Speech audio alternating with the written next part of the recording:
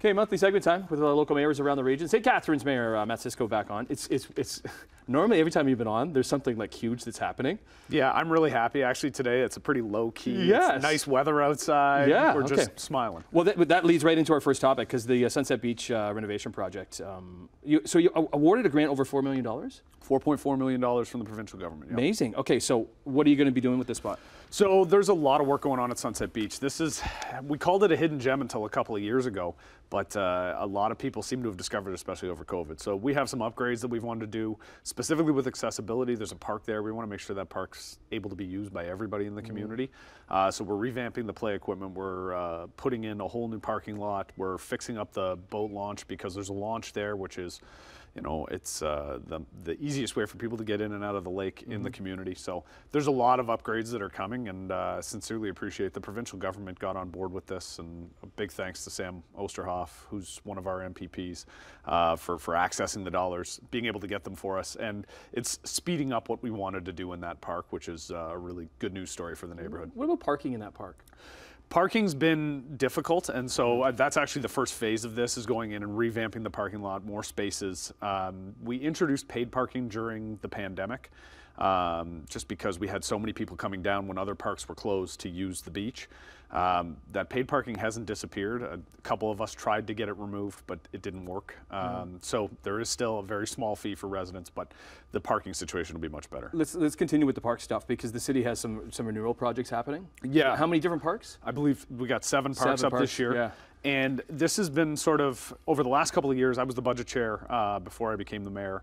This is something we've tried to get on the radar, and we finally made it a reality, is going through this renewal process every year, you know, another batch of parks. How can we make them better? We're going out to the community and asking for their feedback. So we've had public meetings going on the last 2 weeks, you know, each of those parks very specifically asking residents, what are you looking for? What do you want in this public space? Because every park is different, every community is different, every need is different, and you've been having like different meetings throughout the past month. And that's exactly it. I mean, the one consistency, we want to make our parks accessible. You know, I've learned a lot about how to make parks open to all members of the community. So that's sort of the baseline. And then from there, what amenities do you want? Okay. Town Hall in the old St. Catharines General Hospital. Very successful. It was a really good turnout, another really good turnout, a lot of good questions. You know, that site has been, you know, left now for more than 10 years. It's basically a rubble pile at this point. The community wants to see housing built there, and credit to the developer that's come forward. You know, 4 buildings between 11 and 16 stories. A lot of it's going to be rentals, which is desperately needed in St. Catharines. So they're definitely moving in the direction we want them to move in.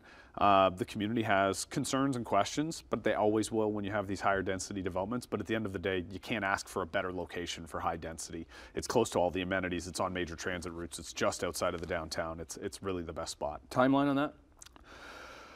The hope is, you know, over the next year, we're going to get to a point where they can go shovels in the ground, and then a couple of years for the build out. So I'm hoping before the end of my first term as mayor, we'll have something we can cut a ribbon on. Beef time. All right. You're very active on social media. I follow you on social media. Yep. You put this on social media recently as a hardcore Blue Jays fan, posting Aaron Judge from the Evil Empire, New York Yankees. Oh, Captain, my Captain. Explain yourself. This is, okay, so if you go back to the mid-'80s when I started watching baseball with my grandparents back in Nova Scotia, you were either a Red Sox fan or a Yankees fan. And I love both my grandparents dearly, both rest in peace. But my grandmother was a 3-pack-a-day smoker and also a Red Sox fan, and my grampy was a Yankees fan, and so I sat on that side of the room and watched baseball. And I love the Jays. They are my second favorite team. But I've been a Yankees fan since back in the day. And I will tell you, this is my favorite Blue Jays story. Friends got us tickets at the early part of last season for the last Yankees series, and I got to be sitting 20 rows up from home plate when Aaron Judge hit his 61st home run in the Sky Dome.